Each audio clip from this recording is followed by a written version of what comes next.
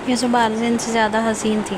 आज स्नोफॉल भी एक दिलकश मंजर पेश कर रही थी, क्योंकि वो रुई के हल्के हल्के गोले आज नए बंगले के लॉन में गिर रहे थे। इस लॉन में खड़े होकर सामने से कश्मीर की खूबसूरत पहाड़ और दरख्तों के हसीन मंजर नजर आते थे, इतने हसीन और दिलकश जिन्हें देखकर इंसानी रूह भी पुरसकून हो जाए। जिमल इतनी खुश थी कि बस उसकी खुशी की इंतहा नहीं थी। वो और कोमल अपने नए घर को देख खुशी से भूले नहीं समा रही थी। ज़याल और पामीर उनकी ज़रूरत के सामान को यहाँ शिफ्ट करवा रहे थे। बाकी हर एक चीज़ न्यू थी और जदीद तर्ज पर बनाई गई थी। जामिल और जाले भी अपने नए घर को देख कुछ चीज़ चाह रहे थे। अलग बात है कि इनको अभी पता नहीं था कि खुश क्यों होना है। बस इनकी माँ उछल रही थी तो साथ वो भी उछल रहे थे। दोनों अपनी अपनी वाकर पर थे, जिसमें से दोनों के नन्हे सफ़ेद पैर सफ़ेद चमकती मार्बल को हल्के हल्के छू रहे थे। तभी दोनों अपनी जगह से नहीं हिल पाए। जामिल तो वहीं बैठे बैठे बिना आवाज़ वाली ताली बजा रहा था। इसी के देखा देखी साले भी कोशिश करने लगी। उफ, तस्वीर में इतना हसीन नहीं था जितना हकीकत में बन गया। वो इतनी खुश थी जब ज़याल थे नज़र इस पर पड़ी। उसे इतना खुश देख जैसे दिल सुकून की वादियों में उतर गया था। उसने जिमल की इसी खुशी के लिए इस बंगले को दिलो जान से खुद अलग से डिज़ाइन करके बनवाया था। गुलाले यहाँ आना, उसने दूर से खड़े होकर उसे पुकारा। जिमल जल्दी से उसके पास गई। यहाँ और एक चीज़ दिखाऊँ, कहते वो जिमल का हाथ थामते एक जानब ले गया। वो खुशी खुशी उसके साथ चलती गई। जब वो एक बड़े से पिलर की ओर मुँह से लाते बिना उसे सोचने समझने का मौका दिए दीवार से पिन करता इसके होंठों को अपने होंठों में कैद कर गया। ये सब इतनी अचानक हुआ कि जिमल सांस तक ना ले सकी। उसकी नाजुक सी कमर पर ज़याल के हाथ की गिरफ्त इतनी मजबूत थी कि दोनों के वजूद आवत में पैवस्त होने लगे।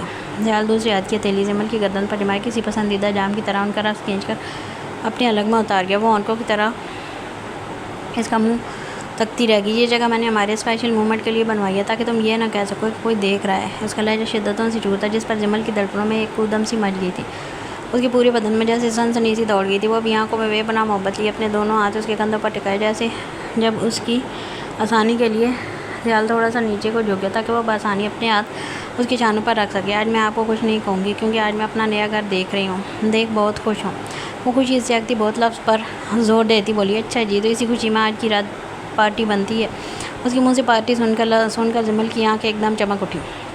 वाह, हम पार्टी करेंगे? खुशी से जागते पूछा। बिल्कुल, अपने नए कमरे की शुरुआत तुम पर अपनी नई शिद्दतें निछावर कर के धीमी सी सरगोशी करते वो अपने आशी लफ्ज़ जिमल के रुखसार पर रगड़ने लगा। लेकिन पार्टी वो कुछ कहने लगी थी, लेकिन कहने का मौका नहीं मिल पाया। वो धीरे धीरे इसके गर्दन की जानिब बढ़ा था। यही तो पार्टी है जिसमें सिर्फ तुम और मैं और हमारा शिद्दत वाला प्यार। उसके इस कदर भारी लहजे पर जिमल को अपनी रीढ़ की हड्डी में सनसनी सी फैलती महसूस होने लगी। वो अपने दोनों हाथ ज़याल की गर्दन के पीछे बांधे पूरे उसके सहारे खड़ी हो गया। वो अब यही करती थी। वक्त के साथ साथ अब ज़याल की इस एक ही रगों में इसकी तलब बनकर दौड़ने लगा था। तभी वो खुद को आसानी से उसे सौंप देती थी। हाँ, अभी हमारा रूम देखें चलकर।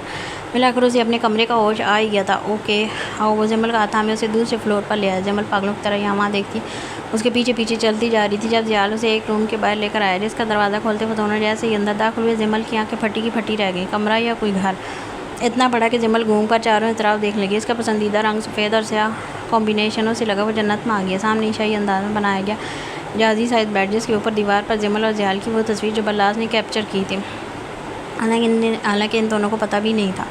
जिमल की एक कलाई ज़याल के हाथ में थी। वो इसे अपने जानब खींचकर उसकी आंखों में देख रहा था। वो ये शॉर्ट और टाल हाइट की आमद डालती थी। दोनों ही बला के हसीन लग रहे थे। जिमल ने मुड़कर बेख्तियार ज़याल को देखा, जो पैंट की जेबों में हाथ डाले मुस्कुराता हुआ ऐसे ही देख रहा था।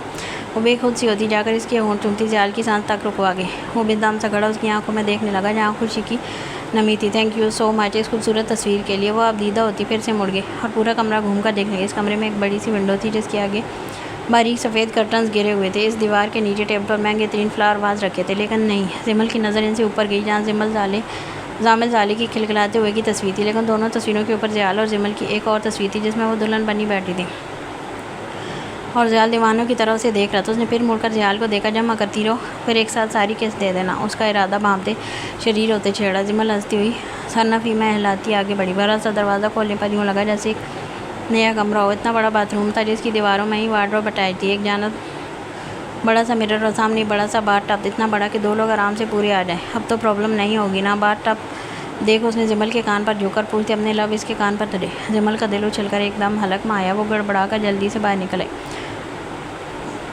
और बाकी चीज़ें देखने लगी। अब इतना बड़ा कमरा हैरत से पूछा, जब इसे अपनी वैली पर ज़याल के हाथों की गिरफ्त महसूस हुई। साउंड प्रूफ भी है, जैसे मर्जी मेरी शिद्दतों से आए भरो, मेरे अलावा कोई नहीं सुनेगा। वो अपनी हरकतों और लफ्ज़ों से जिमल को सुर्ख होने पर बार बार मजबूर कर रहा था। जिमल ने ज़रा सी गर्दन मोड़कर देखा। अभी बस अभी का बेबी या सभी का बेबी, प्यार से जवाब देते उसका माथा चूमा। You are. वो बोलते बोलते रुकी। साथ ज़याल भी अपनी सांसें रोक गया। दिल उसके बीच में खामोशी होने पर अजीब सी बेचैनी मुबतला हुआ था। आई एम बेचैनी से जुमला मुकम्मल करवाना चाहिए। यू आर सो बदतमीज़। वो जल्दी से बोलती अपना आप छुड़वा कर जल्दी से बाहर भागी। उसकी ज़रा सी देर में वो ज़याल के जज्बातों को कहाँ से कहाँ ले गई थी। वो गर्दन मसलते दरवाजे को देखने लगा। मरवाएगी ये लड़की, कहते वो खुद में हंसता सीधा बेड पर दब से गिर गया। एक दफ़ा आप बोलें तो सही में से ज़याल, इस दिन आप मेरे रोमांस का एंड लेवल देखेंगे। वो ख्यालों में से मुखातिब होता छत के कमरे की छत देखने लगा। ये कमरा उसके 3 भाइयों ने खुद से अलग खड़े होकर डिज़ाइन करवाया था। पूरे बंगले में सिर्फ यही कमरा शाही अंदाज में बनाया गया था। बेशक उसने सड़क से 3 लावारिस बच्चों को उठाकर उनकी ज़िंदगी बनाई थी और आज वही तीनों इसके बाजू बन चुके थे जो इसे टूट कर मोहब्बत करते थे, उसे अपने माँ बाप भाई का दर्जा देते थे। बस साबित हुआ मोहब्बत के लिए खून नहीं, दिल एक होना चाहिए और इन 4 भाइयों का दिल एक था और ता क़यामत एक रहना था। इनके रहने का इंतजाम गवर्नर हाउस में किया गया था, जिसके बाहर सिक्योरिटी का सख्त पहरा था। हालांकि इनको इसकी ज़रूरत नहीं थी। इनके अपने गार्ड जमा वक्त इनकी हिफाजत के लिए तैयार रहते थे। उन्हें आए हुए शाम हो चुकी थी जब इनका पीए दोनों हाथ बांधे उनके कमरे में हाजिर हुआ, क्योंकि इसके अलावा किसी सीएम को भी बिना इजाज़त उनके कमरे में आने की इजाज़त नहीं थी। वो सामने वाइट ट्राउज़र पर ब्लैक वेस्ट कोट पहने आस्तीन मोड़े सिगरेट की गहरी कश लगा रहे थे। रुख बाहर की जानता इस बड़ी सी विंडो के पास खड़े हुए यकटक बाहर के मनाजर देख रहे थे जब उनके पीए ने बड़ी मुअद्दब अंदाज में मुखातब किया, सर डिनर का टाइम हो गया, आप सब आपका वेट कर रहे हैं। उसकी आवाज़ पर वजह से गहरी सोच से बाहर आए थे। माथे पर 2 शिकनी उभरी जैसे अपने ख्याल में किसी का दखल पसंद ना आया हो। टाइम क्या हुआ? लहजा एकदम सवार था। पीए ने गड़बड़ा कर हाथ पर बंदी घड़ी देखी। सर 7 बजे हैं। डरते डरते बताया, हमारे डिनर का टाइम भूल गए। अंदाज मजीद स्पार्ट हुआ। पीए को अपना गला खुश्क होता महसूस हुआ। सॉरी सर कहते वो जल्दी से मुड़कर जाने ही लगा था जब उनकी आवाज़ फिर से कमरे में बोली। वो आया है? उनका अधूरा सवाल पीए फ़ौरन समझ गया। सर जिसका आपने कहा था वो सब हाजिर हैं। और वो काजी फिर बोला, लेकिन एक नहीं पता सर, वो नहीं आए, मुल्क से बाहर गए हुए हैं अपनी फैमिली के साथ। मुझे वो चाहिए, सुबह तक ना आया तो तुम अपनी फैमिली से मिल लेना। उनकी बात पीए को जान हलक में ले आई थी। इतनी ठंड में भी उसके माथे पर पसीने कतरे चमकने लगे। मौत आरवा का उसके आगे रहती थी। जी ठीक है सर। वो सर कम करते बाहर निकल गया। वो फिर से अपनी सोचों में गुम हो गई। यहाँ की फ़िज़ाओं में एक अलग सी खुशबू थी, उनकी अजीज़ तरीन खुशबू, जिसके पीछे वो मलेशिया से यहाँ चले आए थे। उसका ख्याल आते लबों पर एक मोहब्बत सी मुस्कुराहट बिखर गई। उन्होंने अपना मोबाइल निकाल कर उसकी स्क्रीन पर लगा वॉलपेपर देखा। वो एक ज़िद्दी बच्चे की तस्वीर थी, गोरा चिट्टा लाल टमाटर, बिल्कुल पठान। वो पठान ही था, एक खूबसूरत बच्चा, हेज़ल ग्रे आंखों वाला, जिसकी मुस्कुराहट बचपन में भी लोगों को सहज़दा कर देती थी। तुम्हारा खुशबू हमें यहाँ भी ले आया, लेकिन तुम वापस नहीं पलटे। कोई नहीं, हम खुद आ जाएगा तुम्हारे कदमों में। वो तस्वीर को देखते खुद में बोलते इस बच्चे की मोहब्बत में जकड़ने से लगे। ज़िद्दी बच्चा, लेकिन सबकी जान। 2 घंटों तक सब बैठे इनका इंतज़ार करते रहे। ये सब वो थे जिनसे मिलने के लिए बड़े बड़े ओहदेदारान को भी महीनों पहले मुलाकात का वक्त लेना पड़ता था, और आज सिर्फ एक शख्स के लिए वो पिछले 4 घंटों से उनकी सिर्फ एक झलक का इंतज़ार कर रहे थे। उनकी नज़र करम जिस पर पड़ जाती उसकी किस्मत खुल जाती। किसी में हिम्मत नहीं थी कि उफ भी कर सके। तभी सामने से वो उतरते दिखाई दिए, जिनका सबको बेसब्री से इंतज़ार था। क्या अंदाज़ था सीढ़ियों से उतरने का। वो बादशाहों के ख़ानदान से थे, ये बात उनके एक एक अमल से पता चल रही थी।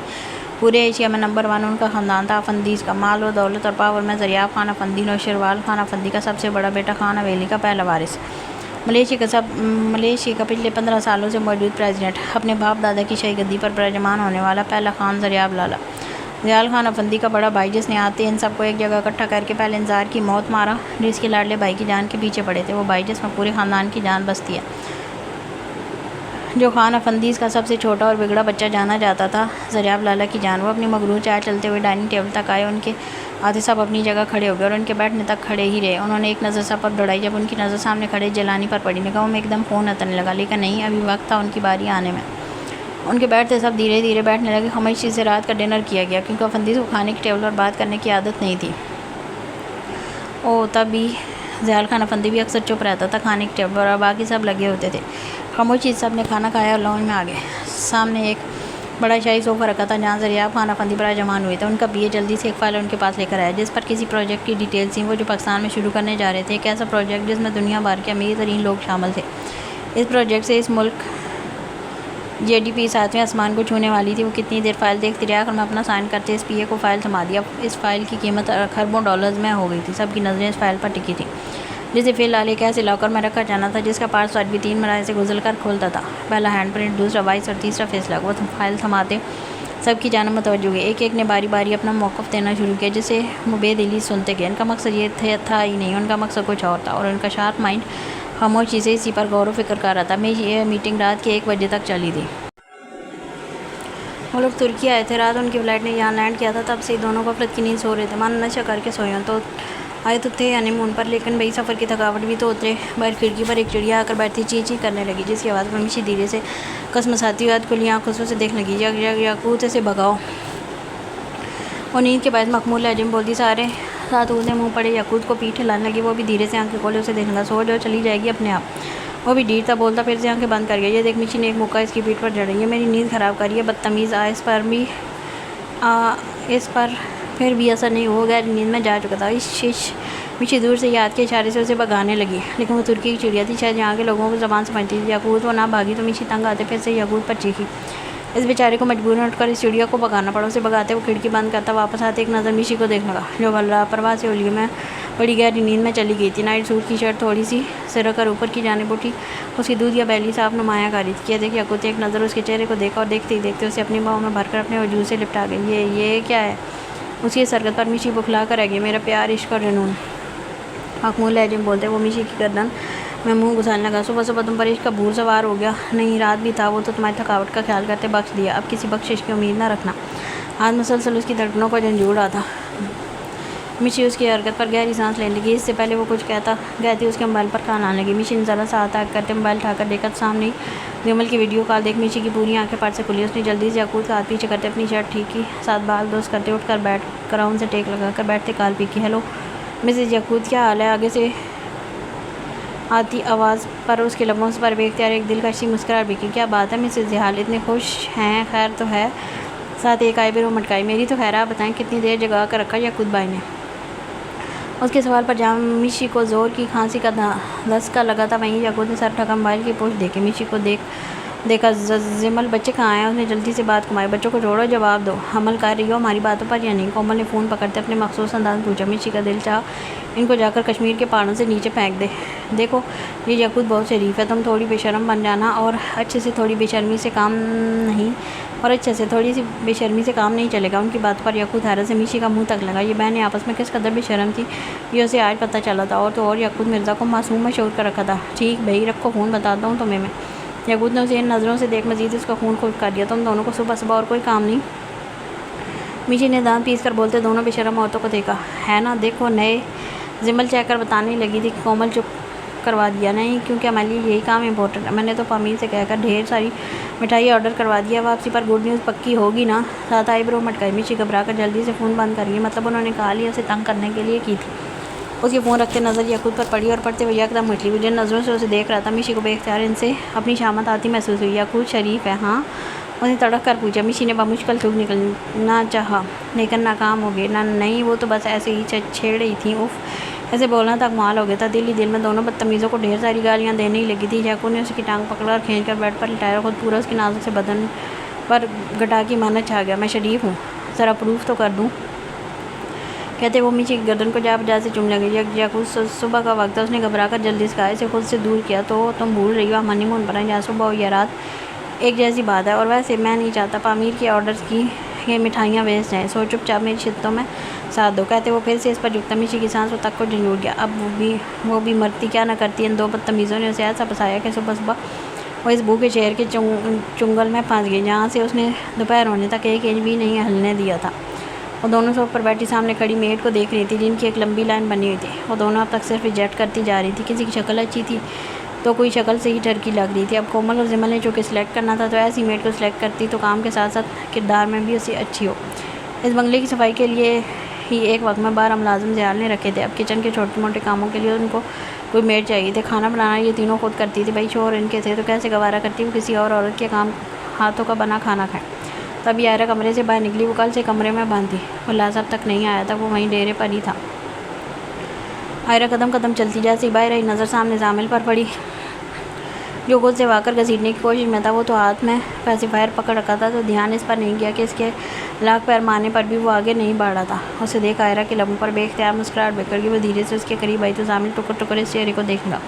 फिर न जाने क्या देखा कि वो कुछ चीज़ें जल्दी जल्दी हाथ पैर मान लगा। आयरन यहाँ वहाँ देखा, पर जैसे ही पीछे मुड़ी तो डर कर बल्लाज के कसकती सीने से टकरा गई। उसकी कोनी सीधी बल्लाज के सीने पर कोनी वाली जगह लगी थी। इसके लगते एक दर्द का साया सा उसके चेहरे पर लहरा गया, जैसे वो जल्दी कंपोज कर गया था। दू दा ता जामल अपनी ये ज़बान में न जाने क्या बोलता बल्लाज की जानब बढ़ने की कोशिश करने लगा। वो क्या जाने उसकी शाह चाचू, इसकी सबसे छोटी चाची में इतने घूमते कि इसकी क्यूट सी दद दद वाली नई ज़बान भी नहीं सुन पाए। माई था वो और कुछ बोलने लगा जब अल्लाह से मुड़कर उसे देखा। उसके देखते जामिल और भी उछलने लगा। क्या बोल रहा है मेरा बेटा? हाँ। वो आगे आता उसे गोद में उठाकर चटाचट चूमने लगा। उसको भी न जाने कौन सी मस्ती चढ़ी थी। चुपा से फायर फेंकते बल्लास के गाल पर बाइट करने की कोशिश करते चीखने लगा। ये इसका अनोखा अपनी खुशी जाहिर करने का अंदाज़ था। अरे बस बस मेरा बेटा। बल्लास को हंसी भी आ रही थी और प्यार भी। आयरा दोनों को सताइशी नज़रों से देखने लगी। यह मंजर बहुत हसीन था।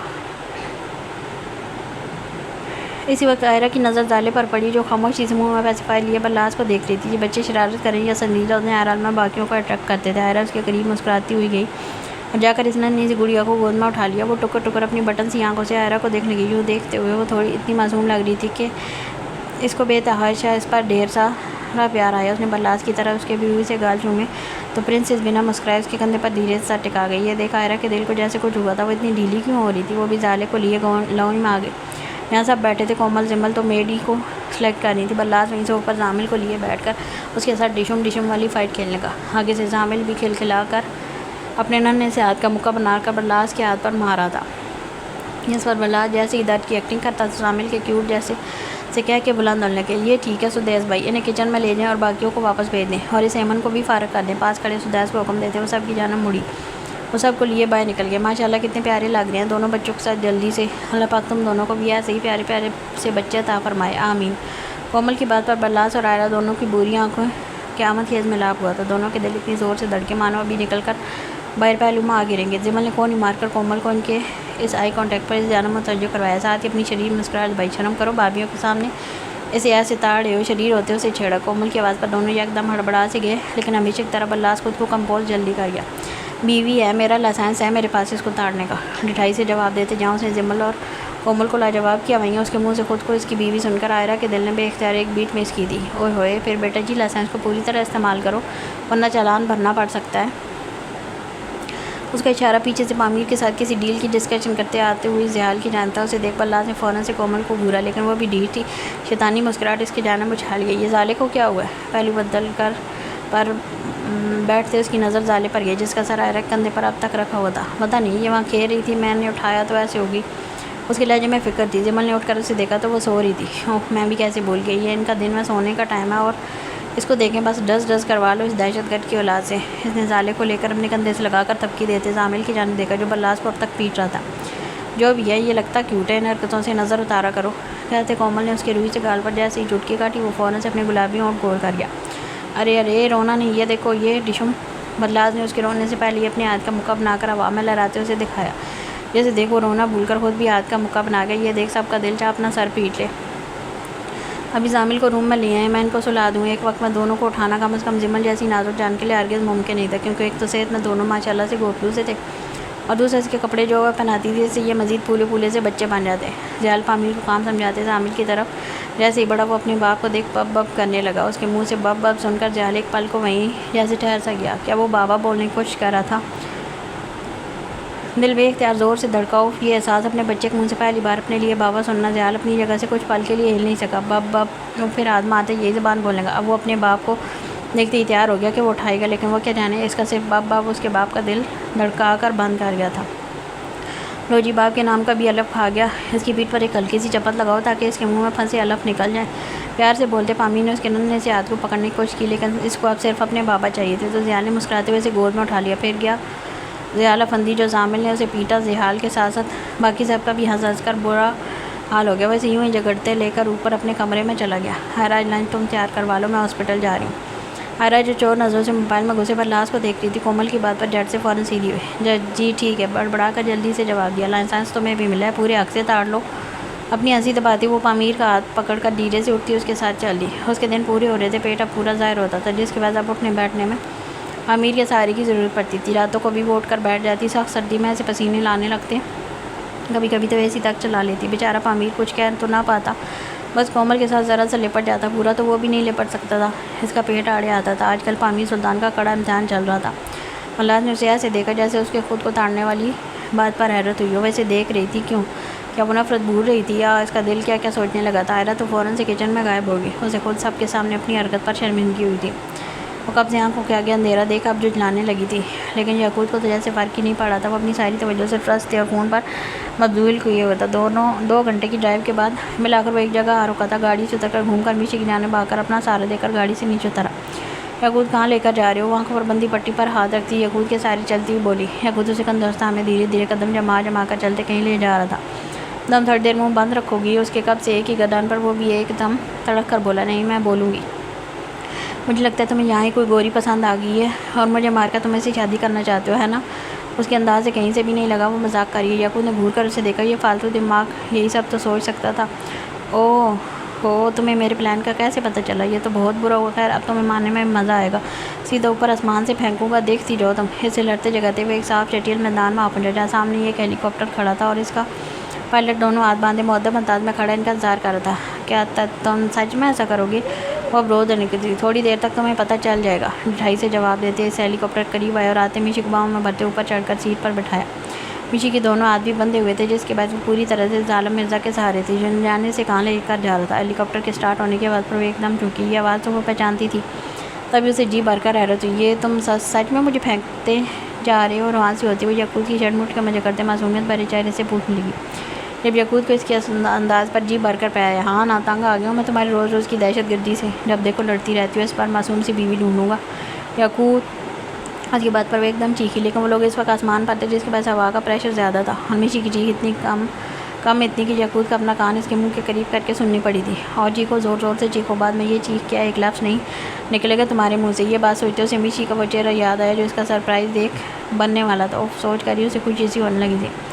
मिशी आँखें बंद होने के बाद से इसी तरह याकूत की शर्ट मुट्ठी में जकड़ी उसके सीने में घुस रही थी। वो भी अपना बाजू उसके छानों पर फैलाए उसे खुद में छुपा गया। आधे घंटे में हेलीकॉप्टर तकरीबन एक जगह उतरा था। उसके बंद होते जैसे फिज़ा में एक खसूम खेजी छा गई थी। याकूत जान की ज़बान में इस पायलट से कुछ कह रहा था, जिसके बाद वो हेलीकॉप्टर लिए वापस से उड़ान भर गया और एक बार फिर कान के पर्दे फाड़ता शोर ख़त्म होकर खामोशी आरज़ू फैल गई। याकूत मिशी को कंधे से थामते आगे लाया और एक जगह लाकर खड़ा करते उसकी आंखों पर बंदी पट्टी खोली। हाथ अभी बंदी हुए थे। मिशी आंखें फाड़े घूमकर इस जगह को देख ली। दूर दूर तक सिर्फ समुंदर और उसका गहरा पानी था। क्या वो लोग समुंदर के बीच में थे? डर का मिशी झट से याकूत के करीब हो गई। ये हम कहाँ आए हैं? वो धीमी आवाज़ में वो सामने समुंदर को देखकर पूछी। हमारी ड्रीम प्लेस पर, मोहब्बत पर लहजे में जवाब देते उसने मिशी कंधे को थामते उसका रुख जैसे ही पलटा। उसकी आंखें हैरत से एकदम फैलने लगी। इतनी खूबसूरत जगह सामने एक बड़ा सा लिविंग रूम साफ दिखाई दे रहा था, जहाँ रखे न्यू स्टाइलिश सोफे और उसकी थोड़ी आगे ओपन किचन रात की अंधेरी आसमां पर धीरे धीरे फैल रही थी। तभी इस जगह पर जलती गोल्डन लाइट हर चीज़ पर पच्चीस से साफ जाहिर कर रही थी। मिशी खोए खोए से अंदाज में चलती आ गया। याकूत वहीं पैंट की जेब में मार डाले खड़ा उसे देख रहा है। इस जल्दी के साथ अपना वक्त हसीन बनाने के लिए वो समुंदर के बीचों बीच बने इस खूबसूरत फ्लैट पर लाया था, जिसका एक दिन का स्टे भी $1 मिलियन हड़प जाता था। लेकिन याकूत मिर्ज़ा ने इस फ्लैट को सीधा ख़रीद कर ही मशाम मिर्ज़ा याकूत मिर्ज़ा के नाम कर दिया था। जानता था उसे ये जगह बहुत पसंद आएगी, क्योंकि यहाँ वो चीज़ थी जिसको कभी माजी में वो एंजॉय कर अब सिर्फ उसकी मुतमन्नी ही रह गई थी। खूबसूरत और जदीद तर्ज पर बना स्विमिंग पूल जैसे निकल कर आगे लिविंग रूम आता था और इसी ज़रा फासले पर ओपन किचन। इसके दाएं जानब गोलाई में चढ़ती सीढ़ियाँ थी, जहाँ से जाकर सीधे कमरे में एंटर होते थे, जहाँ नीचे पूरा फ्लैट था और ऊपर इन सब की जगह सिर्फ एक बड़ा सा कमरा था। मिशी घूम कर उसे देख लगी। इस फ्लैट की दूसरी सिर्फ 2 दीवारें थी, बाकी 2 दीवारें ट्रांसपेरेंट थी, जहाँ से दूर दूर तक नीले पानी वाला समुंदर दिखाई दे रहा था। दूर दूर तक ना कोई बंदा था ना बंदे की ज़ात, और तो और वहाँ एक छोटी सी चिड़िया तक नहीं थी, जो इस बात की निशानी थी कि यहाँ से आबादी अब बहुत दूर है, क्योंकि परिंदे आबादी के करीब करीब रहते थे। मिशी हर चीज़ ताज़ी नज़रों से देखती घूमकर जल्दी से नीचे आई। याकूत हम यहाँ रहेंगे? वो अभी भी बेयकीनी से पूछ रही थी। याकूत मुबम से मुस्कुराता इसके करीब आया और धीरे से उसके हाथ खोलने लगा। वो जो पागल इतना खूबसूरत अपार्टमेंट देख खुलवाना भी भूल चुकी थी। यस, हम यहाँ रहेंगे, जहाँ हमें डिस्टर्ब करने वाला कोई नहीं होगा। पर मैं इसका लहजी भारी हुआ था। मिशी उसके अंदाज पर सांस रोक कर उसे देखने लगी। जब वो हाथ खोलते अपना हाथ इसकी कमर पर रखते एक झटके में खींच कर खुद से लगा गया। वो किसी कटी डाल की तरह बेजान सी होती है, उसके सीने से आ लगी। आँखें शायद रंग आँखों से मिली तो दिल ने वो उदम मचाया कि बस, यहाँ तुम्हारी धीमी सांसों की आवाज़ से लेकर अपनी शिद्दतों में भरने वाली आएँ तक सिर्फ मैं सुनूंगा। उसका लहजा मज़ीद जज्बों से बोझ होता। मिशी की रीढ़ की हड्डी तक सुन कर गया। ये तन्हाई में इतना करीब कर दी कि एक रूह के साथ हमारा वजूद भी एक हो जाएगा। मिशी की नाजुक सी कमर पर उसका शिकंजा मजबूत होते एक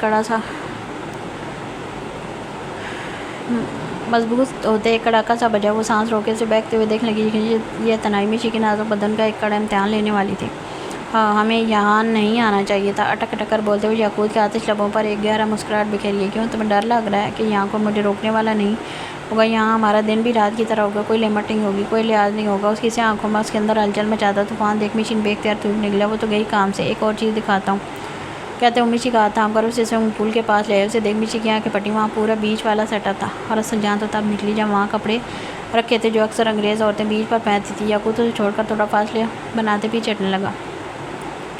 मिशी की नज़रें यकटकी सी पर जमी थी जब वो धीरे धीरे अपनी शर्ट के बटन खोलने लगा। एक के बाद एक बटन खोलता उसका कसरती सीना जाहिर करता गया। उसके सेक्स एड्स मिशी को मस्मराइज़ कर देते थे। याकूत ने शर्ट निकाल कर एक जाना उछाल दी। ब्लैक पैंट पर इसका गोरा कसरती फौलादी बतन उफ मिशी के दिल पर क़यामत ढा रहा था। उसे खुद से डर लगने लगा, कहीं जालिम मिर्ज़ा को बगैर शर्ट के थोड़ी देर मज़ीद देखा तो वो खुद पर जब्त खो देगी। हाँ, उसने देखे थे बीच पर बहुत से हॉट लड़के, लेकिन सब आज याकूत मिर्ज़ा के फौलादी बदन के आगे बच्चे मालूम हो रहे थे। एक तो वो गोरा इतना था, ऊपर से उसके सिक्स एब्स। अल्लाह मैं क्या करूँ? मिशी दिल ही दिल में सोचती नज़रें फेर कर यहाँ वहाँ देख लगी। जब उसे महसूस हुआ जैसे वो इसके करीब आ रहा है। वो इस अभी रात आते अपने बाजुओं का सार उसके गिर्द बांधते उसकी नाजुक सी कमर अपने चौड़े सीने से लगाएगा। कोई याद है या भूल गई? सब धोखने के मारे चलती सांस और गर्माहट उसके चेहरे पर छोड़ते धीमे से पूछा। मिशी तो इतने में ही कांपने लगी थी, उसकी बस थी यहाँ मजीद वो खुद पर जब्त के बंद नहीं बांध सकती। तभी तड़प कर मुड़ती उसके सीने से लगती गहरी सांसें लगी। बहुत बदतमीज़ हो तुम, हामते हुए बस यही बोल सकी।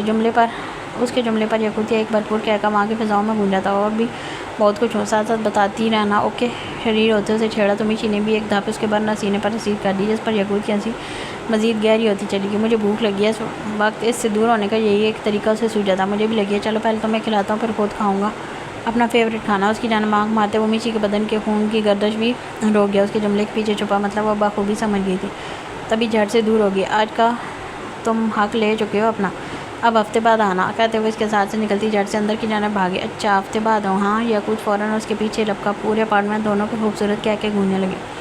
मिशी लिविंग रूम में रखे सोफ़ों के इर्द गिर्द भागती साथ याकूत को भी पीछे पीछे भगा रही थी। तुम हाथ लगाओ, बताता हूँ तुम्हें, हाँ कभी लेना है या हफ्ते बाद? उसने दूर से भागते उसे डरान चाह, लेकिन आगे मचानते उसे खूब भगा कर इसकी एक्सरसाइज करवा रही थी। हाँ हाँ, तुम पकड़ तो लो मिस्टर डाकू। वैसे और चढ़ाती बाहर निकल आई, जहाँ से याकूत घूमकर इस तक जल्दी पहुँच गया। उसे जाते जैसे ही तब पहुँचा, दोनों पैर फिसलने के बाद सीधा स्विमिंग पूल में जा गिरे।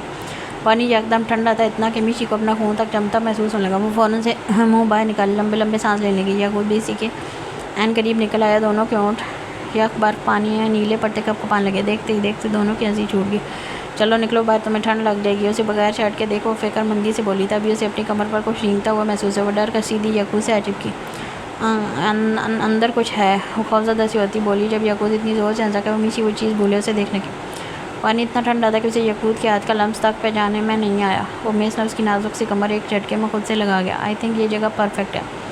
उसकी लहजे में खुमारी घुलने लगी थी। इससे पहले मिशी से इस बात का मतलब पूछती, वो मिशी को पूरी तरह से खुद में कैद करते अपनी शिद्दतों से एक अलग ही दुनिया में ले गया।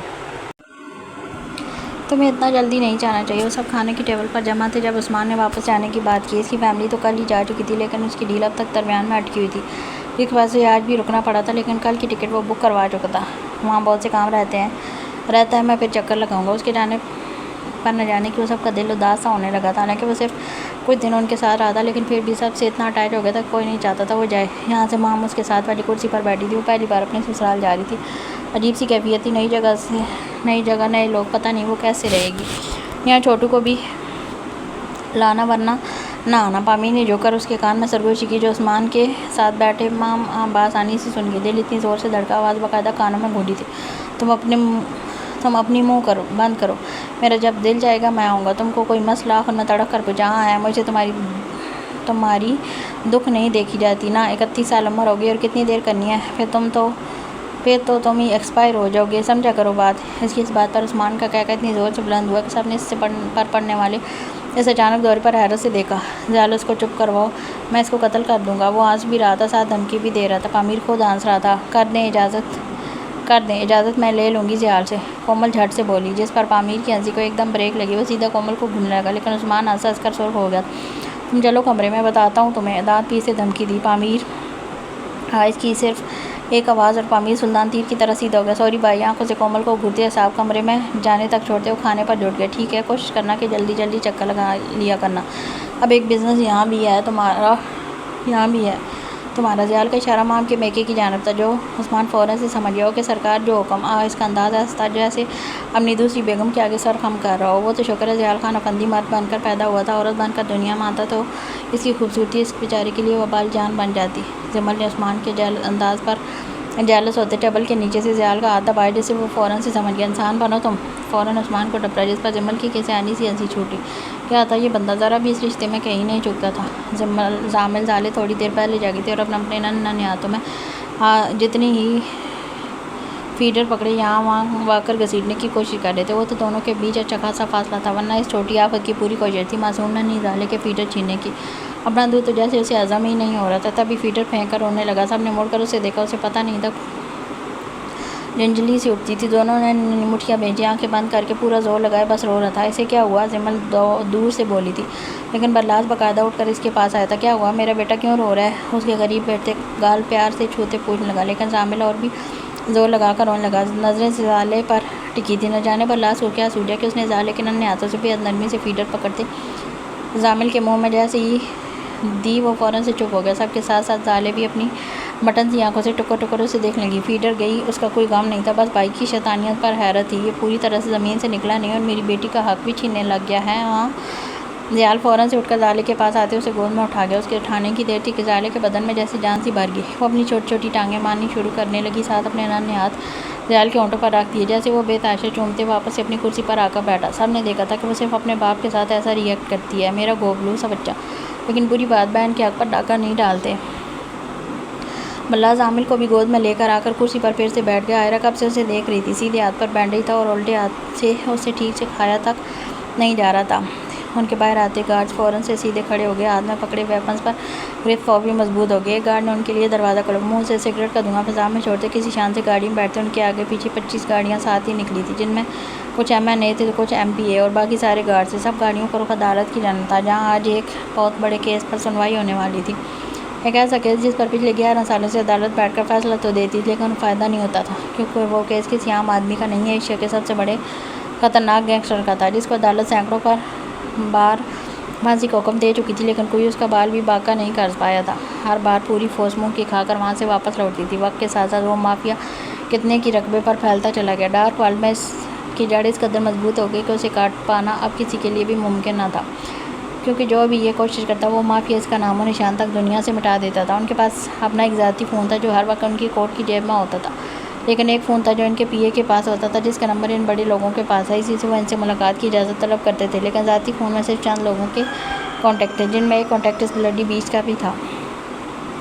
उन्होंने मोबाइल कोट की जेब से निकाल कर बल्लास का नंबर निकाला। दिल अजीब सी कैफियत में मुबतला था। अगर ज़ियाल ने मना कर दिया मिलने से तो वो जितना ज़िद्दी था इसका अंदाज़ा सबको था। उन्होंने कुछ सोचते बल्लास को एक मैसेज ड्रॉप किया, जो थोड़ी देर में सीन कर लिया गया। ऐसा कभी नहीं होता था वो खुद मैसेज करें और बल्लास उसे देखने में देरी कर दे। वो ठीक है, उसका फ़ौरन रिप्लाई आया था, हमें तुमसे मिलना है। अगला मैसेज उन्होंने टाइप करते फ़ौरन सेंड किया। बल्लास जो बैठ ग्राउंड से टेक लगाया बैठा उनको जवाब दे रहा था। उनके इस मैसेज पर फ़ौरन सीधा हो बैठा। उसे हैरत हुई वो कैसे मिल सकता था, वो भी जबकि ये पाकिस्तान था और वो मलेशिया में थे। हुक्म करें लाला का बहाना है, नहीं तुम नहीं मैं आऊँगा।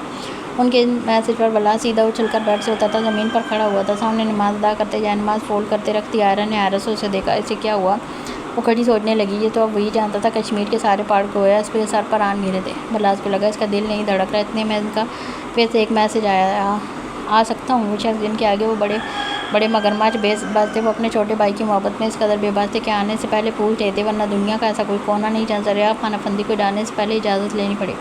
ज़रूर लाला, आपका अपना घर है, जब चाहे आ जाए। यह मैसेज टाइप करते उसके हाथ के इस कदर कांपे थे और कितनी बार गलत टाइप होने पर सही टाइप किया था ये तो बस बल्लास से ही जानता था, जिसके माथे पर खौफ के मारे नन्हे पसीने कतरे चमकने लगे थे। इनका यहाँ आना क़यामत के आने के मुतरादिफ था। और क्या करे, किसे बताए, कैसे रोके ये सब, उसे कुछ समझ नहीं आई। वो परेशान सा आसार पकड़े बेड पर धाप से बैठ गया। ये देखा आयरा एक ही दस में इस तक आई। बल्लास आप ठीक है, इतना सब उसे इतना परेशान देख फिक्रमंदी से पूछा। बल्लास ने एक नज़र उसे देखा और उसे खींचकर अपने करीब बिठाते उसके कंधे पर सर टिकाकर गहरी सांस लेने का। आयरा बात भूलती उसके इस कदर करीब आने पर सांस तक रोके। आप ठीक हैं, फिर वो फिक्रमंदी से पूछने लगी, लेकिन बल्लास ने उसे नहीं देखा। वो कुछ और सोच रहा था। उसे हल चाहिए था इस क़यामत को रोकने का। अगर ज़ियाल को पता चल जाता वो ज़रियाब लाला के कॉन्टैक्ट में है और इन्हें ज़ियाल की खैर वाफियत का बताता है तो क्या होगा, वो नाराज़ होंगे और बल्लास उनकी नाराज़गी कभी नहीं बर्दाश्त कर सकता था। वो क्या करे, किसे बताए। आयरा उसके माथे पर चमकते पसीने की बूंदें देख जग से पानी गिलास में भरकर उसके करीब आई, ये पानी पी लें, आप रिलैक्स हो जाएं, कुछ चाहिए आपको। ज़ियान ने उसे बताया था उसके तोड़ फोड़ की वजह कि वो पैनिक होता है। उसे लगा शायद वो अब भी पैनिक हो रहा होगा। वो क्या जाने इस वक्त पैनिक होने से बड़ा मसला खड़ा हो गया। बल्लास ने गिलास उसके हाथ से थामते एक ही सांस में सारा पानी अपने अलग से नीचे उतार लिया। जिसके उतरते दिमाग में एक शख्स आया। उसने झट से फ़ोन उठाया और नंबर डायल किया। तो मुझे खाना बनाने दोगे? मिशी चॉपिंग बोर्ड पर सब्जियां काटती टपटने वाले अंदाज में बोली, लेकिन इस पर कहाँ असर हो रहा था। वो डीट बना कान लपेटे मिशी के दफना आसार बनाकर उसकी गर्दन पर अपनी जनूब खेजियाँ निछावर करता जा रहा था। कौन खाएगा खाना, हम एक दूसरे से गुजारा कर लेंगे। उसका लहजा शिद्दतों से चूर था। मिशी को अपना रोम रोम खड़ा होता महसूस होने लगा था। किसने कह दिया तुम शरीफ हो? कोई मुझसे पूछे तुम कितने। इससे पहले वो कुछ बोलती या खुद बोल पड़ा, रोमांटिक हो है ना?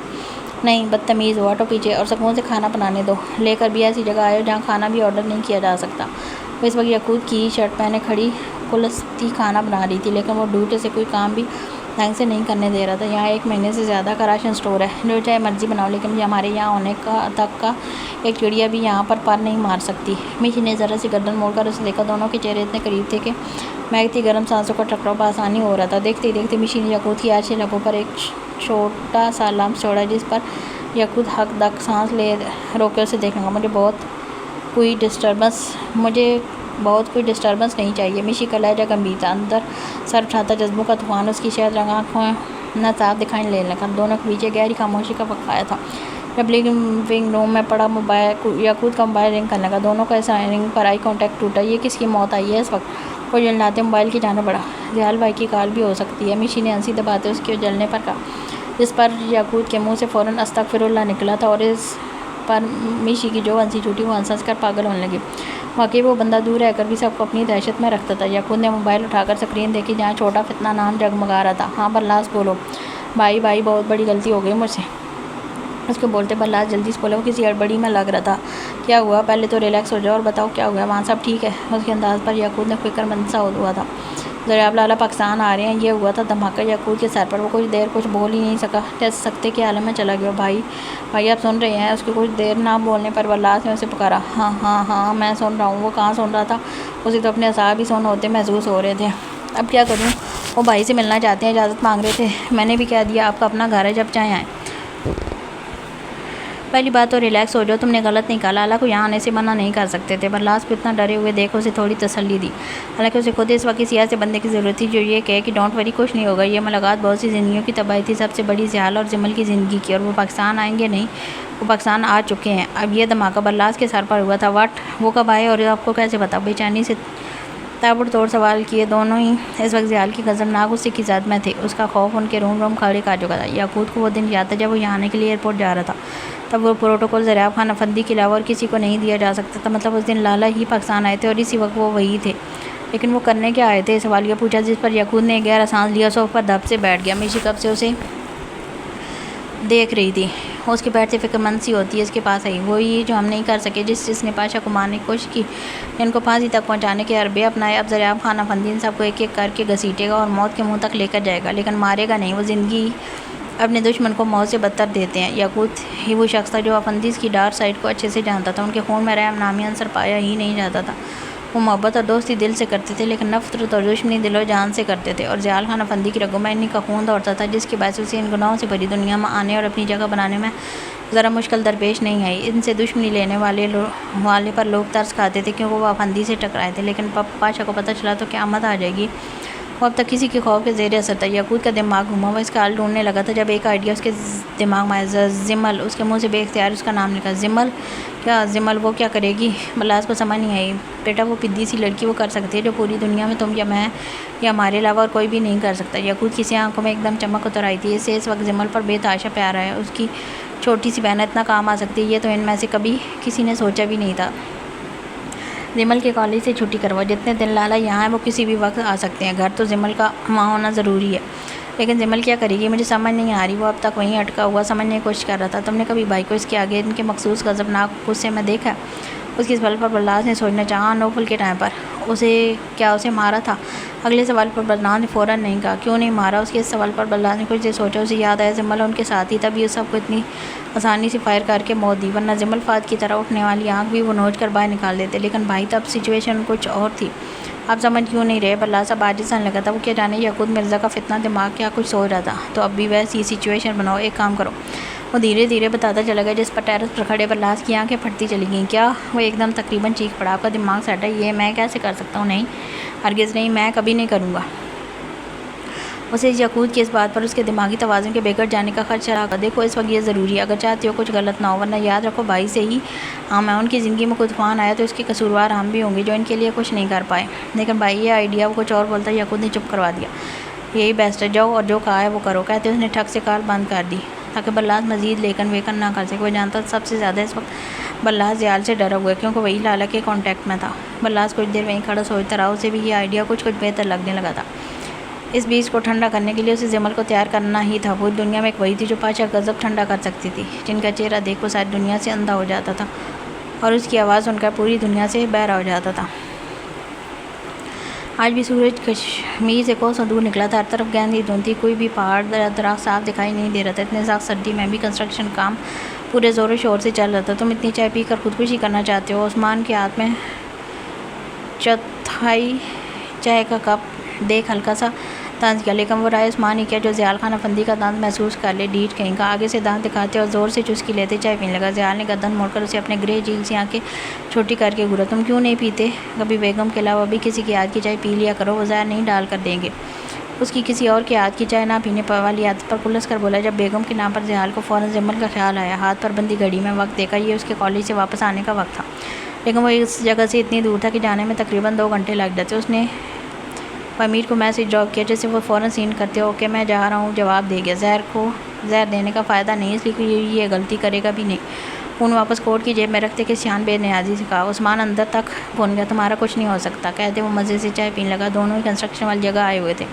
सामने मजदूर इतनी सख्त सर्दी में भी अपना पूरा काम ज़ोर शोर से कर रहे थे। मेरी छोड़ो, तुम अपनी बताओ, इतनी जल्दी क्यों जा रहे हो जबकि तुम्हारा काम अभी रहता है यहाँ?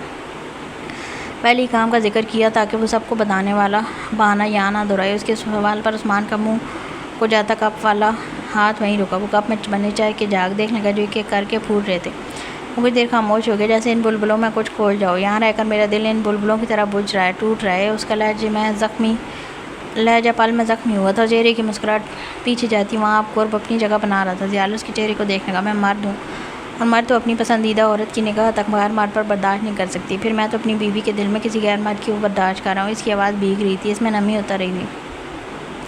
नाक पहले सुर्ख, इतनी सख्त सर्दी में वो लॉन्ग कोट पर गले में ज़याल की तरह मफरल लपेटे हुआ था। तुमने बहुत कड़ी इम्तिहान में डाल दिया यार, कहते उसने किनखियों से ज़याल को देखा। तुम्हारे कहने पर मैंने उनसे निकाह किया, लेकिन अब मैं सख्त तकलीफ़ में हूँ। उनका खुद को मुझसे ऐसे छुपाना जैसे मैं कोई गैर हूँ। मैं नहीं कर पा रहा बर्दाश्त जी। मैं उनको यहाँ से ले जाना चाहता हूँ, वहाँ जहाँ उनको किसी बल्ला शाह की आवाज़ तक सुनाई ना दे। ये तुम्हारा भाई है, मैं इसलिए चुप हूँ, वरना कब का इस बंदे को ख़त्म कर चुका था जिसको मेरी बीवी अपने दिल में रखे हुए है। ज़याल यकटक उसे देख रहा था। ये सच था, राय उस्मान के लिए किसी को ख़त्म करना ज़रा भी मुश्किल नहीं था, लेकिन मुकाबिल भी कोई छोटी हस्ती नहीं था। उसका यही हवाला कि वो पाशा बे का भाई है काफ़ी था। इससे आगे वो खुद एक ब्लडी बीच भी था जिसे छूने के लिए जिगर चाहिए था। वो इस वक्त अदालत में मौजूद थे, जहाँ तक के सियासतदान और इन सीटों के मुतमनी लोग भी जमा थे। सब के सब एक अजीब सी कश्मकश में मुबतला थे, क्योंकि रातों रात इनको अदालत की जानिब से सही सुबह अदालत में हाज़िर होने का नोटिस मिला था। वजह इनमें से कोई नहीं जानता था, लेकिन वहाँ मलेशिया के प्रेसिडेंट को देख मामला मज़ीद संगीन मालूम हो रहा था। अगर पता चल जाता कि सामने बैठे मुतबर शख्स उनके सबसे बड़े दुश्मन का भाई है, तो शायद आधी उलझन वहीं सुलझ जाती। काजी पहले से मौजूद थे। ज़या खान अफंदी के आने पर काजी समेत सब अपनी अपनी जगह से खड़े हुए थे। उनके बैठते सब अपनी अपनी जगह बैठ के काजी के इशारे देते सुनवाई शुरू की गई। सबसे पहले ज़या खान अफंदी के वकील, जो इस वक्त दुनिया के टॉप 10 लायर्स में से पहले नंबर पर आते थे, खड़े हुए। हाथ में पंजों का पलंदा था। उनके साथ एक और शख्स मौजूद था जो था तो पाकिस्तानी, लेकिन इसका काम इस वकील की ज़बान को अपनी ज़बान में ट्रांसलेट करके सबको बताना था। सबसे पहले काजी के सामने वो फाइल रखी गई जिसमें वो तमाम बम ब्लास्ट होने की लिस्ट थी जो पिछले 13 सालों में पाशा बे और इसके गैंग ने किए थे। दूसरी फाइल वो थी जिसमें एक गैंग ने नाक लोगों को कत्ल किया और मज़ीद लोगों को हिरास किया। तीसरी फाइल जिसमें इस गैंग के इन सियासतदानों की दौलत लूटने की लिस्ट थी। सबकी आंखें चमक उठी, यानी आज सबको इनकी खोई हुई दौलत वापस मिलेगी। ना सिर्फ दौलत मिलेगी बल्कि उनके सबसे बड़े दुश्मन का फैसला भी किया जाएगा। अब चौथी फाइल जिसमें इस गैंग के खिलाफ इन तमाम सियासतदानों की FIR थी जो इन्होंने पाशा बे के खिलाफ की थी और जिन पर सामने बैठे काजी ने उसे फांसी का हुक्म दिया था। इस फाइल पर नज़र पड़ते काजी ने झट से सामने बैठे ज़रियाब को देखा, जो ग्लासेस की ओर से उसे सख्त कड़ी नज़रों से देख रहे थे। इस वकील ने अपनी ज़बान में कुछ कहा, जैसे पाकिस्तानी बंदे ने अपनी ज़बान में ट्रांसलेट करके सबको बताया। कुछ कहने की ज़रूरत नहीं। सबसे पहले ये कॉल रिकॉर्डिंग सुन ली जाए।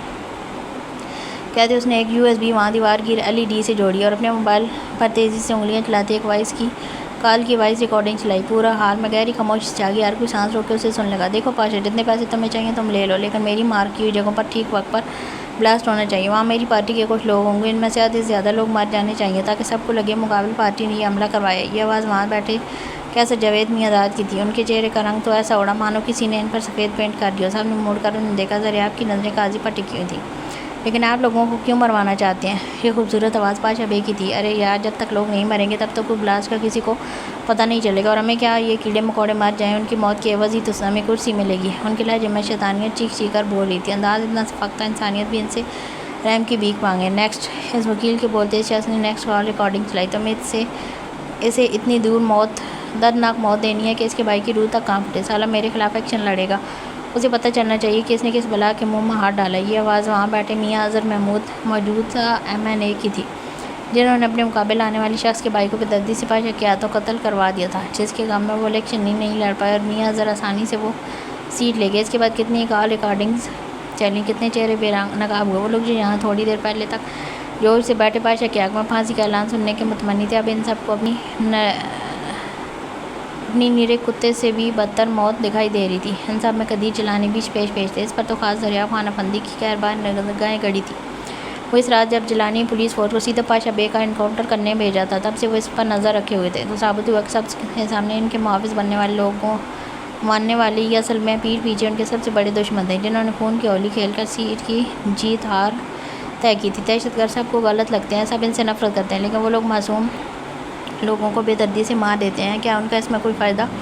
क्या वो पैदाइशी इतने शफाक और बेरहम होते हैं? नहीं, इन्हें यही सामने से अच्छे दिखने वाले लोग शफाक और बेरहम बनाते हैं। उनके हालात इतने तंग कर देते हैं कि इनको हाल सिर्फ यही नज़र आता है। तो आज साबित हुआ बुराई पैदा नहीं होती, बुराई बनाई जाती है। पाशा बे लूटा हुआ पैसा। वो वकील दूसरी फाइल आगे लेकर आया। वो सारा इन दारलमान में गया जहाँ इस वक्त सैकड़ों बेसहारा बच्चे, यतीम बच्चियाँ एक अच्छी परवरिश पा रहे हैं। बेवा औरतें इज़्ज़त से महफूज हैं, बेरोज़गार लोग इज़्ज़त से अपनी रोटी कमा रहे हैं और बूढ़े लोग अपने आखिरी दिन सुख चैन से काट रहे हैं। वो पैसा इन गरीब लोगों का था जो इनके लोगों ने हड़प लिया और बाद जाकर मुख्तलिफ जायदादें बनाई। जो दौलत इस वक्त पाशा बे और इसके भाइयों पास है, सब पाशा बे ने अपने दम पर इस बिज़नेस के ज़रिए बनाई। उन्होंने एक और फाइल काजी के आगे रखी, जिसमें शुरू से लेकर अब तक इसके इम्पोर्ट एक्सपोर्ट का फाइनेंस की डिटेल थी। उसके अंदर इस वक्त 400 से ज़्यादा प्रोडक्शन की फैक्ट्रियाँ थी और अलग से स्पोर्ट्स कार्स का बिज़नेस था। एक अलग गाड़ी की एक गाड़ी की मालियत बिलियन डॉलर्स में थी। वो अफंदी था, थोड़े से पैसे को मल्टीप्लाई करके एक बड़े एम्पायर कैसे खड़ा करना उसे खूब आता था। ये सारी दौलत ज़ियाल खान अफंदी की अपनी मेहनत थी, जो इसने और इसके भाइयों ने मिलकर की थी। आज सब चुप थे, सबको सांप सा सूख गया था। आज सबके अल्फाज ख़त्म हो गए थे। और आखिरी केस जो ज़ियाल खान अफंदी पर बनता है सेठ मुनव्वर बेग के कत्ल का, तो वो भी उन्होंने नहीं किया। उनकी बॉडी का पोस्टमार्टम किया गया था। इस वकील ने एक और फाइल उठाकर काजी के सामने रखी। किस महारत से वो ये केस लड़ रहा था, किसी को बिना बोलने का मौका दिया। अगर मौका दे भी देता तो आज कुछ बोलने के लायक नहीं था। उनकी बॉडी पर जो गोलियां लगी थी वो तकरीबन 60 मिलीमीटर के फासले से मारी गई, जबकि ज़ियाल खान अफंदी इनसे 1 मिलीमीटर के फासले पर खड़ा था। तो साबित हुआ कि मारने वाला कोई और था, जबकि मुकाबिल पार्टी ने इस चीज़ का फ़ायदा उठाकर सेठ मुनव्वर की पार्टी को इतना मार दिया कि वो सड़कों पर निकल आए और ज़ियाल उर्फ पाशा को सरेआम फांसी देने का मुतालबा करने लगे। और उनके बीच जो तोड़ फोड़ हुई वो भी इन सब के हमने पार्टी के बंदों ने की और नाम पाशा बे के गैंग का था का रख दिया। ठक बंद, हर फाइल बंद, हर ज़बान बंद। आज कोई कुछ नहीं बोल सकता था। ज़रियाब खान अफंदी अपने कोट के बटन बंद करते खड़े हुए, एक मगरूर चाल चलते हुए इस काजी तक आए। ये पेन हाथ मारने से पहले सिर्फ 100 रुपये का था, लेकिन हाथ मारने के बाद इसकी कीमत करोड़ों और अरबों रुपये से ऊपर हो जाती है। बुरे हाल में इसकी शेर जैसी गुराट गूंजी थी। काजी ने मुश्किल अपना खुश करा, तू निकल कर तार करना चाहिए। पेन किसका जान ले भी सकता है और किसी की जान बख्श भी सकता है, समझे तुम? इसका लहजा पे होता पठानों वाला रोकता। कल इसी पेन से तुमने हमारे भाई के लिए फांसी का ऑर्डर साइन किया था। आज इसी पेन से तुम दोबारा एक पेपर साइन करेगी, जिसमें ये होगा कि हम इधर बैठा कोई शख्स था क़यामत सियासत में नहीं आ सकेगा, क्योंकि जो काम अपना आवाम का नहीं है इसको इस कुर्सी पर आवाम का नहीं है उसको इस कुर्सी पर बैठने का कोई हक़ नहीं। ये फैसला मौत से बता था वहाँ बैठे हर शख्स के लिए जिनकी रगों में खून की जगह सियासत दौड़ती थी, जिनकी ज़िंदगी में सियासत सब कुछ थी। अगर ये ना रही तो सबको यूँ ही गाँव खेतों में जा पड़ते, जहाँ से उठकर वे इसी कुर्सी पर आए थे और थोड़ी वक्त में हक के ज़ालिम और जाबर फ़िरौन बन गए। ये भूल करके हर फ़िरौन के लिए मूसा आता और इन सब के लिए वो शख्स बादशाह था जिसने साथ रहकर भी इनको तबाह कर दिया था और आज सब की साख तबाह हो गई थी। काजी ने अपने कांपते हुए हाथों से पंजा से उठाया, सबकी सदाएँ और चीखें बुलंद हुई। खामोश। इसी वक्त ज़रियाब खान अफंदी की शेर जैसी दहाड़ पूरे हाल में गूंजी। सब एक पर एक सख्ता सा तारी हो गया।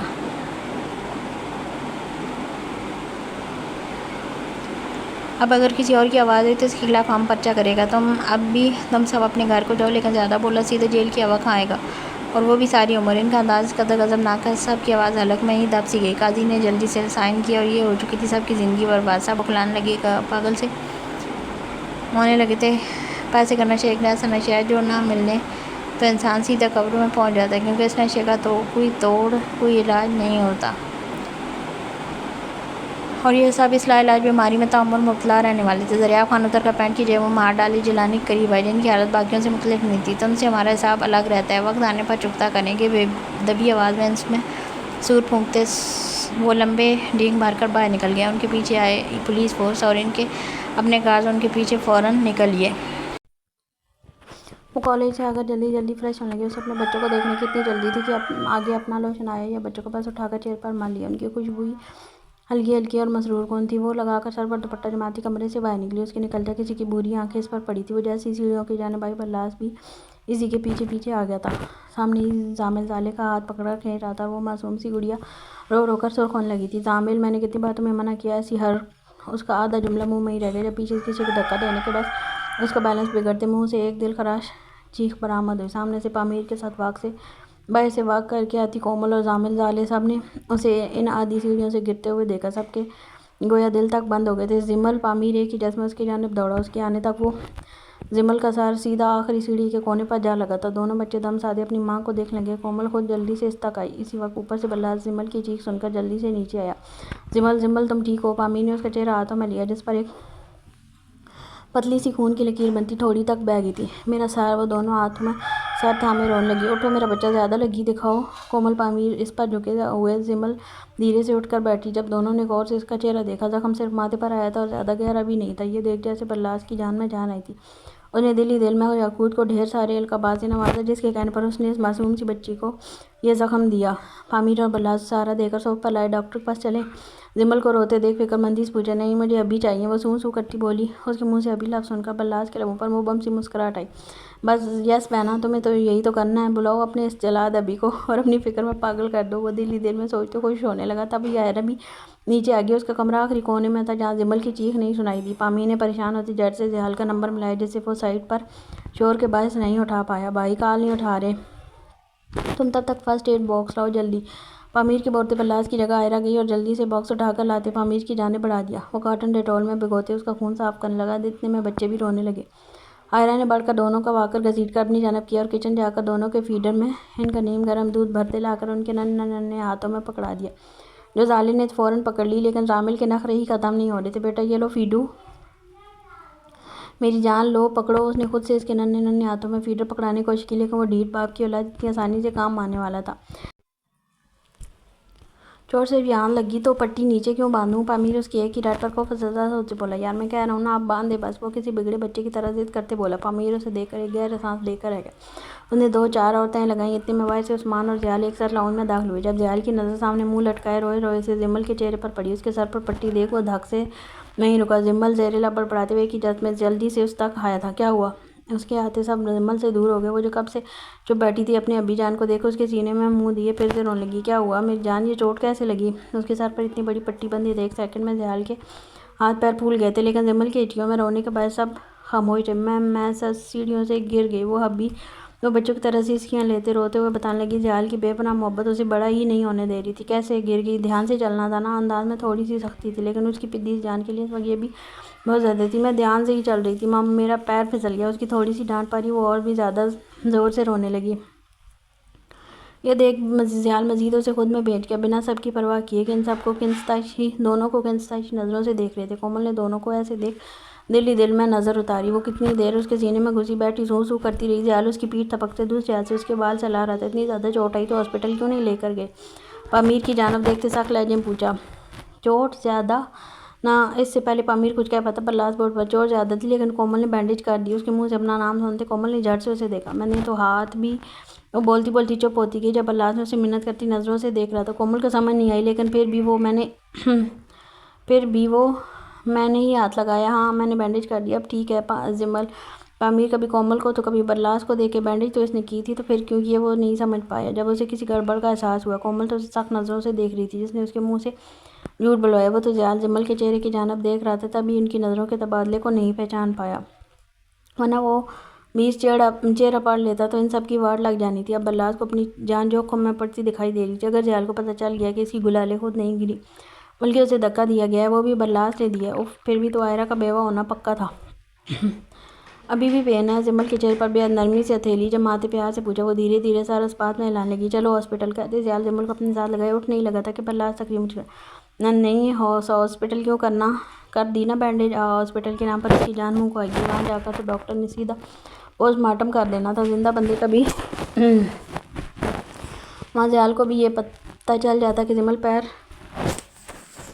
फिसलने के बायस नहीं बल्कि धक्का देने से गिरी है, क्योंकि पैर फिसलता है तो चोट सर पर पीछे लगती, लेकिन धक्का देने पर चोट सामने से लगी है। तुम क्यों जलते तवे पर उछल रहे हो? खैर है। ज़याल का अंदाज पाठ था। उसका ये सवाल नहीं सूरता जो बर्लास में फूंका गया था। वो सांस रोके उसे देखने का। आप क्या बताए वो क्यों उछल रहा था? उससे ये सब करवाने वाला और कोई नहीं, वो जालिम मिर्ज़ा था, जो खुद तो अपनी फैमिली बढ़ाने बाहर निकल गया। यहाँ बेचारी आयरा को बेवा करने में कोई कसर नहीं छोड़ी। भाई है वो मेरा, फिक्र है उसको। बल्लास कुछ कहता इससे पहले जिमल बोल पड़ी। इसका बोलना बल्लास में जान सी डाल गया। हाँ अब बोलकर दिखाए कुछ।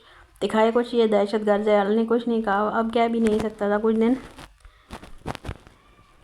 दिन लीव ले लो कॉलेज से, बल्कि मैं कह दूंगा प्रिंसिपल को। जब ये चोट बिल्कुल ठीक हो जाए तब जाना। उसके लहजे में फिक्र थी। ज़याल जिमल का माथा चूमते अपने साथ लिए खड़ा हो गया। चलो रूम में रेस्ट करना है, कहते वो जिमल को इसी तरह अपने साथ लगाकर ऊपर कमरे की जानिब ले गया। लेकिन यूँ ही सीढ़ी आई उसे एकदम पाँव में उठा लिया। ये देख जिमल सटकाकर आंखें फाड़े से देख लेंगे। हाँ हबी क्या कर रहे हैं? सब देख रहे हैं, उतारे नीचे। वाकई सब अब तक इन दोनों को ही देख रहे थे। जब ज़याल के उसे बाँव में उठाते सबने अपनी शरीर हंसी दबाई। दोबारा गिर गई तो नुकसान मेरा होगा, सबका नहीं।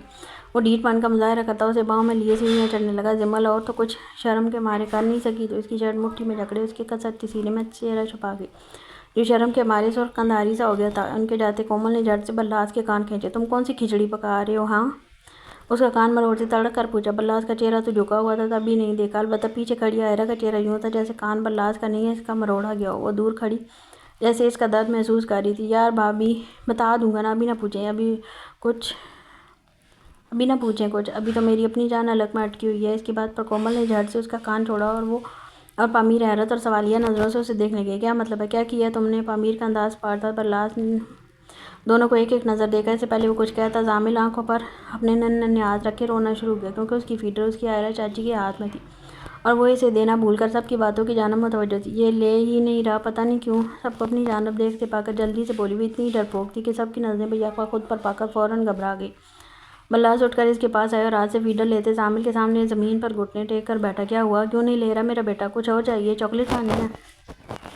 चलो वही चाचू अपनी नन्ही सी जान को चॉकलेट दिलाने लेकर जाएंगे। ओके। उसके फूले हुए गालों पर चुटकी काटते गोद में उठा लिया। वो ड्रामेबाज भी बाहर जाने का सुनकर फ़ौरन से चुप हो गया। उसे बस कोई बाहर ले जाए घर में तो जैसे कांटे चुभते थे। और बल्लास को इस वक्त पामीर और कोमल के सवालों से बचना था, तो यही बहाना बेहतर लगा। वो आगे आता साले को भी उठाने लगा, जो सिर्फ जामिल के उठाने पर अपने चाचू से नाराज़गी जाहिर करने पर फीडर फेंक गई। अरे रे, मेरा दूसरा बच्चा नाराज़ हो गया। मेरी जान के टुकड़े, चाचू आपको भी लेकर जाएंगे। वो एक हाथ से जाले को उठाते दोनों को एक एक बाजू पर कर गया। इसके अपने कसरती डोले शोले इनके उठाने से मज़ीद ज़ाहिर होने लगे। हायरा को ले जाओ साथ, ड्राइविंग करते हुए कैसे संभालोगे इनको? और खबरदार जो तुम खिलौने लेकर आए, पहले से घर भरा पड़ा है, ऐसा ना हो घर में सिर्फ खिलौने हो और हमें बाहर निकलना पड़ जाए। कोमल के तड़क कर बोलने पर बल्लास ने दोनों को बारी बारी रुई से गाल चूमे। तो हम घर और बड़ा बनवा लेंगे। क्यों भाई?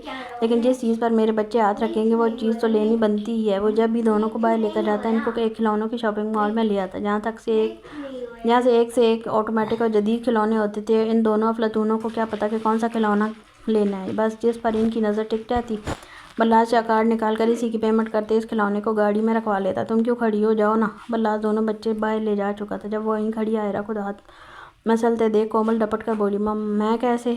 उसके स्टूपिड सवाल पर कोमल और पामीर दोनों ने एक दूसरे को देखा।